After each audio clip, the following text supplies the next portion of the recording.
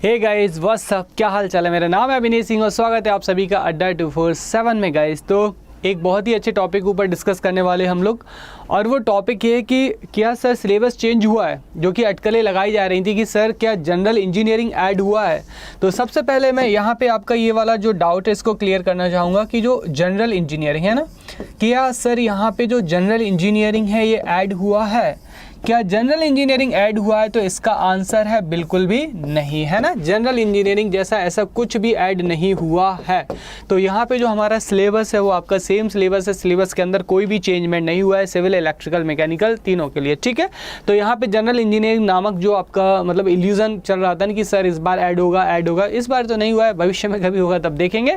चलिए तो यहाँ पे डिटेल डिस्कशन करते हैं सिलेबस के ऊपर। तो देखिए गाइस, सबसे पहले मैं यहाँ पे नेटवर्क में ले चलूँगा आपको। तो देखिए यहाँ पे नेटवर्क में आपको क्या क्या दे रखा है। सो यहाँ पे सबसे पहले पार्ट बी यानी कि इलेक्ट्रिकल इंजीनियरिंग का जो सिलेबस है, देखिए बेसिक कॉन्सेप्ट में आपका जो resistance, inductance, capacitance, various factor यानी कि यहाँ पे करंट वोल्टेज कैलकुलेशन, वही इक्विवेलेंट सर्किट हो गया आपका, मैग्नेटिक एनर्जी हो गई, इक्विवेलेंट कैपेसिटेंस हो गया, इंडक्टेंस हो गया, मैग्नेटिक सर्किट है ना, रेजिस्टेंस के वही पावर कैलकुलेशन यानी कि KCL, KVL, नोडल वगैरह है ना। तो ये सब बेसिक्स में आ जाएगा। सर्किट लॉ में आपको पता है कि किरचॉफ जो लॉ है वो आ गया आपके, और जो थ्योरम्स है थेवेनिन थ्योरम, नॉर्टन थ्योरम वगैरह ये सारी चीज़ें आ जाती हैं। मैग्नेटिक सर्किट में आ जाइए यहाँ पे। तो देखिए अलग अलग लिख दिया है, वैसे है तो एक ही चीज़ है ना। तो यहाँ पे मैग्नेटिक सर्किट में आपको पता है कि डिफरेंट हमारा जो MMF होता है, कोर का रिलक्टेंस क्या होता है, एयर गैप क्या होता है, इक्विवेलेंट इंडक्टेंस क्या होगा, मैग्नेटिक कॉइल्स का यानी कि सीरीज वाला, अपोजिट वाला, ये सारी चीज़ें जो है आपको यहाँ पे, सोलेनॉइडल कोल का इंडक्टेंस क्या होगा, सर्कुलर या फिर स्ट्रेट वायर का, ये सारे जो डिफरेंट फॉर्मूला बेसिस जो होते हैं ना, वहाँ पे ये दे रखा है मैग्नेटिक सर्किट। बेसिकली देखा जाए तो ये पूरा क्या है आपका, उसी का पार्ट है आपका जो magnetic circuit, not magnetic circuit, जो हमारा नेटवर्क एनालिसिस है उसी का पार्ट है। दूसरा यहाँ पे देखिए फंडामेंटल ऑफ AC। तो ये चारों टॉपिक जो है ना आपका AC fundamental, magnetic circuit, circuit law and यहाँ पे बेसिक कॉन्सेप्ट, तो ये क्या है आपका, basically this is the part of the network analysis, सिर्फ अलग अलग लिख दिया है। AC फंडामेंटल में देखिए आपका peak value, RMS, average, series, parallel, resonant, star delta connection, 3 phase circuit and DC and solenoidal response, RL and RC circuit, ये सारी चीज़ें जो यहाँ पे टैंक सर्किट वगैरह, ये सारी चीज़ें देखिए आपको यहाँ पे दे रखी है। लेकिन मैं यहाँ पे साथ में ऐड करना चाहूँगा प्रीवियस ईयर पेपर्स को देखते हुए प्लस ट्रांजिएंट। यहाँ पे जो नेटवर्क है ना, इसमें ये चीज़ आप ऐड कर लेना, ट्रांजिएंट है ना। ट्रांजिएंट के ऊपर जो क्वेश्चंस है पूछे गए हैं, प्लस जो ग्राफ थ्योरी है, ग्राफ थ्योरी के ऊपर भी क्वेश्चंस पूछे गए हैं पिछले 2-3 सालों में। तो मैं साथ में यहाँ पे आपको इसको ऐड करना चाहूँगा, इसमें ऐड कर लेना, ट्रांजिएंट को ऐड कर लेना, ग्राफ थ्योरी है ना। ज़्यादा धमाकेदार क्वेश्चन नहीं, लेकिन हल्के हल्के क्वेश्चन पूछे गए हैं। दूसरा यहाँ पे देखिए measurement of and measuring instrument. तो यहाँ पे कोई भी चेंज नहीं हुआ है, वही आपका measurement of power, single phase, 3 phase में आपका एक्ट जो हम वाट मीटर पढ़ते हैं वो। और दूसरा यहाँ पे जो इलेक्ट्रोमैकेनिकल इंस्ट्रूमेंट्स हैं वो आपके दे रखे हैं, यानी कि अमीटर, वोल्ट मीटर, जो PMMC हो गया आपका, मूविंग आयरन हो गया, ये सारी चीज़ें दे रखी है। उसके बाद में देखिए CRO और जो AC ब्रिजेस हैं, ये सारी चीज़ें दे रखी हैं। तो और CT, PT यानी कि जो मेजर इंस्ट्रूमेंट्स है ये दे रखा है। तो सारी का सारा जो सिलेबस है इस बार क्या है आपका, सेम सिलेबस है, कोई भी अलग चेंजमेंट नहीं हुआ है, ठीक है। चलिए आगे बढ़ते हैं। यहाँ पे नेक्स्ट है आपका इलेक्ट्रिकल मशीन। तो इलेक्ट्रिकल मशीन देखिए यहाँ पे इलेक्ट्रिकल मशीन देखिए 2 पार्ट में बांट दिया है, DC और सिंक्रोनस में 2 पार्ट में बांट दिया है। तो यहाँ पे DC हो गया और ये क्या हो गया हमारा, सिंक्रोनस हो गया आपका, ठीक है। अब देखिए यहाँ पे DC जो मशीन है यहाँ पे, सॉरी इलेक्ट्रिकल मशीन में DC में आपका construction, basic principle, motor, generator, braking, ये सारी हो गई।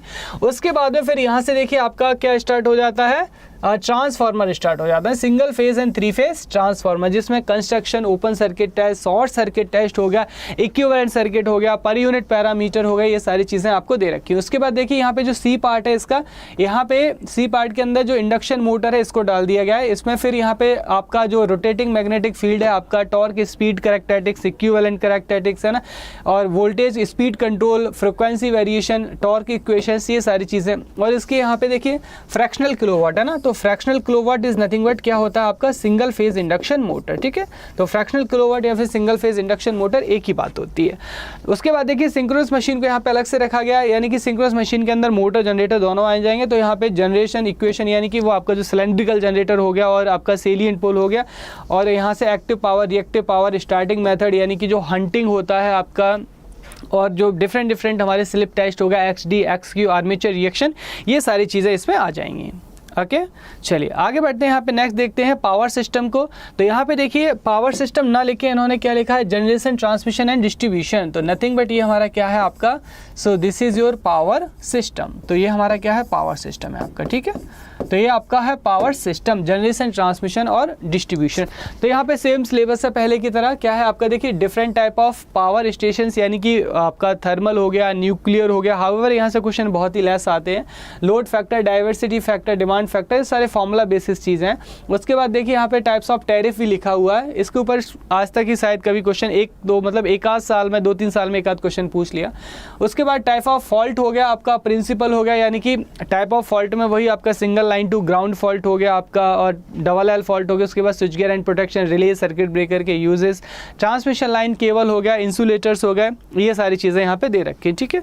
तो सेम ही सिलेबस है आपका, अलग चेंज नहीं हुआ है। उसके बाद estimation and costing, utilization and basic electronics. अब देखो बेसिक इलेक्ट्रॉनिक्स के नाम पे यहाँ पे ना धोखा किया जा रहा है। पिछले 2-3 सालों में देखा जाए तो यहाँ पे जो डिजिटल है आपका, तो यहाँ पे जो डिजिटल एंड एनालॉग, डिजिटल और एनालॉग जो है आपका यहाँ पे पूछा जा रहा है। तो डिजिटल एंड एनालॉग दोनों ही आपका पूछा जा रहा है यहाँ पे। तो यहाँ हालांकि बेसिक्स ही पूछा जा रहा है, लेकिन एनालॉग में मैं देख रहा हूँ कि काफ़ी अच्छे क्वेश्चंस आ रहे हैं ना पिछले 2-3 सालों में, खासकर मतलब ओपैम्प वगैरह से भी क्वेश्चंस उठाए जा रहे हैं यहाँ पे, बट ज़्यादा नहीं। यहाँ पे बेसिक इलेक्ट्रॉनिक्स अगर आप देखेंगे तो 7 से 8 क्वेश्चंस जो है आपके पूछे जा रहे हैं। यहाँ पे सब्जेक्ट वाइज स्ट्रेटजी के ऊपर मैं वीडियो बनाऊंगा, तो उसका थोड़ा सा वेट कीजिए कि सब्जेक्ट वाइज आपको किस तरीके से चलना है और किस तरीके से आपको वहाँ पर क्वालिफाई करना है, ठीक है। चलिए, और उसके बाद में यहाँ पे देखिए एस्टिमेशन एंड कॉस्टिंग, इसको मैं एक ही में रखूँगा। इससे बहुत ज़्यादा क्वेश्चन नहीं आते आपके, लगभग 4 से 5 क्वेश्चन आएंगे। तो इसका जो बेसिक्स है वही आपको देखना है, यानी कि टाइप ऑफ वेल्डिंग्स देखना है आपको, और जो वायरिंग का सिस्टम है, ये सारी चीज़ें जो है आपको देखना है गाइस। सो ये हमारा सिलेबस है। बाकी सिविल और मैकेनिकल का भी कोई जो चेंजमेंट नहीं हुआ है, जनरल इंजीनियरिंग ऐड नहीं हुआ है। एंड फाइनली मैं यहाँ पे कंक्लूड करना चाहूँगा दोस्तों कि अगर आप सेल्फ प्रिपरेशन कर रहे हैं, ठीक है, लेकिन अगर आपको यहाँ पे इतने ही टाइम में क्या करना है, जो एसएससी जेईई का एग्जाम क्लियर करना है विद टैक और नॉन टैक के साथ में, जीएस, रीजनिंग, एप्टी, सारी चीज़ों के साथ में। तो गाइज यहाँ पे अगर आपको नीड है तो यहाँ से गेट एंड हमारे अड्डा 247 की साइट पे जाइए, गेट एंड इंजीनियरिंग एग्जाम को सिलेक्ट करेंगे और यहाँ से एसएससी जेईई को आप सिलेक्ट कीजिएगा। उसके बाद यहाँ से आप जो है आपकी जो भी ब्रांच उस पर क्लिक कीजिएगा। इलेक्ट्रिकल पे यहाँ पे आप क्लिक करेंगे तो यहाँ पे देखिए ये जो प्राइस है ना, ये पे नहीं करना है आपको, 11,500 रुपये बिल्कुल भी पे नहीं करना है अड्डा 247 की तरफ से। और मेरी गाइडेंस के लिए और यहाँ पे मैक्सिमम डिस्काउंट के लिए जो कोड यूज़ करना है वो आपको क्या यूज़ करना है, Y433 Y433, यही कोड यूज़ करना है आपको। मेरी गाइडेंस टीम को मुझे ही लीड करना है इलेक्ट्रिकल में, है ना, मैं ही टीम को लीड करूंगा। तो मेरी गाइडेंस और यहाँ पे मैक्सिमम डिस्काउंट, दूसरी चीज़ मैक्सिमम डिस्काउंट है ना, सबसे ज़्यादा मैक्सिमम डिस्काउंट के लिए आपको यहाँ पे यही कोड यूज़ करना है। देखिए कितना हो गया आपका, मात्र जो है आपका ये 2644 रुपये हो गया। बहुत ही अफोर्डेबल प्राइस है। एंड गाइज ये जो प्राइस है, हो सकता है बहुत जल्दी प्राइस ये हाइक हो जाए, तो देर मत कीजिएगा। यहाँ पे अगर आपको नीड है तो आप यहाँ से बाय कर सकते हैं। I will promise you guys कि मशीन, पावर सिस्टम, मेजरमेंट, ये सारे सब्जेक्ट जो आपके टिप पर होंगे। एंड मोर देन 85% 95% जो कंटेंट है आपका डायरेक्टली पेपर में आपको देखने को मिलेगा, ठीक है। तो आइए मिलते हैं आपसे पेड क्लासेस में, बहुत ही इंटरेस्टिंग होती हैं पेड क्लासेस। बट याद रहे कि मेरी गाइडेंस और डिस्काउंट के लिए कोड आपको सिर्फ ये यूज़ करना है, Y433। सिलेबस और जो आपका जो डिटेल्ड स्ट्रेटजी रहेगी सब्जेक्ट वाइज, उसके लिए मैं बहुत ही जल्दी एक वीडियो लेकर आऊँगा, ठीक है। टिल देन अपना ख्याल रखिएगा, मिलते हैं आपसे। ओके, सभी लोगों का बहुत बहुत धन्यवाद।